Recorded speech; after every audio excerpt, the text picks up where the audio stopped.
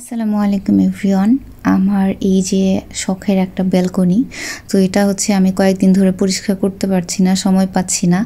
তো খুবই মেসি হয়ে আছে, খুবই অপরিষ্কার হয়ে আছে, অগোছালো। তো এটা আমি আজকে পরিষ্কার করব। এই কয়দিন টাইম পাচ্ছিলাম না। আর আমাদের এইদিকে হচ্ছে এত কনস্ট্রাকশনের কাজ হয়, যার কারণে হচ্ছে 1-2 দিন পরিষ্কার না করলেই দেখা যায় যে ধুলাবালি ময়লায় হচ্ছে পুরা জমে যায়। আর এই যে আমি আমার যে দোলনা, এটা আমার খুব শখের একটা দোলনা, কিন্তু এই দোলনা আমি সেট করতে গিয়ে আমার বারান্দাটার জায়গা নষ্ট করে ফেলেছি।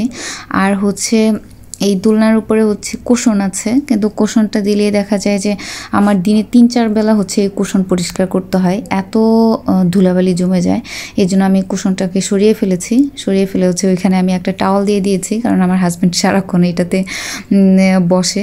এটা আমার শখের বারান্দা ছিল, কিন্তু এটা দেখা গেছে রেডি করার পরে এটা আমার হাজব্যান্ডের শখের হয়ে গেছে। দেখা যায় এটা আমি শুধু ক্লিনই করে দিই, পরিষ্কার করে দিই, আর আমার হাজব্যান্ড এখানে বসে থাকে।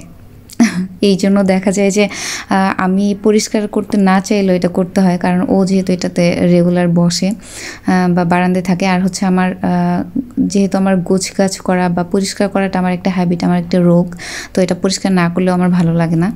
তো আমি এগুলো হচ্ছে সরিয়ে সরিয়ে পরিষ্কার করছিলাম। এই যে এই দোলনাটার কারণে দেখা গেছে যে আমি এই একটা স্ট্যান্ড আছে, এখানে আমি গাছও লাগাতে পারছি না। আমি চাচ্ছিলাম যে গাছ লাগাবো। এই যে আমার এখানে একটা দেয়ালে একটা ছোটোখাটো একটা ওয়ালমেট আছে, ওরে বাবা বের হয়ে গেছে। তো আমি এইটাতেও এত ময়লা জমে যায়, আমার দেখা যায় যে আমি আর কোনো কিছু, আমার এই বারান্দায় অনেক কিছুই প্ল্যান আছে, আমি আরও ওয়ালে হয়তো অনেক কিছুই সেট করব, কিন্তু এই দোলনাটার কারণে আমার সব কিছুই ঢাকা পড়ে গেছে, আমি করতে পারছি না আসলে।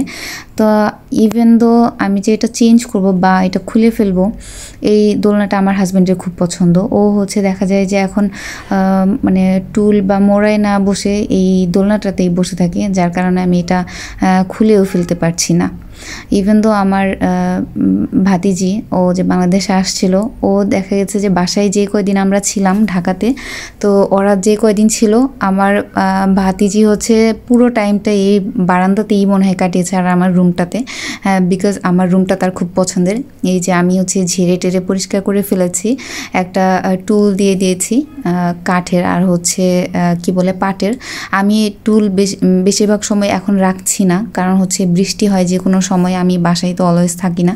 এখানে আমি আবার একটা টাওয়াল দিয়ে দিলাম, কারণ টাওয়াল ছাড়া বসাটা আসলে বসলে একটু ব্যথা লাগে। তো যার কারণে দেখা গেছে যে আমি প্লাস্টিকের টুল দিয়ে রাখি, কারণ হচ্ছে প্লাস্টিকের টুল দিলে তো ওইটা তো ভিজবে না। কিন্তু আমি যেহেতু বাসায় অলওয়েজ থাকি না, যে কোনো সময় বৃষ্টি হয়েছে, এই কাঠ বা হচ্ছে আপনার এই যে পাট, এটা ভিজে নষ্ট হয়ে যেতে পারে।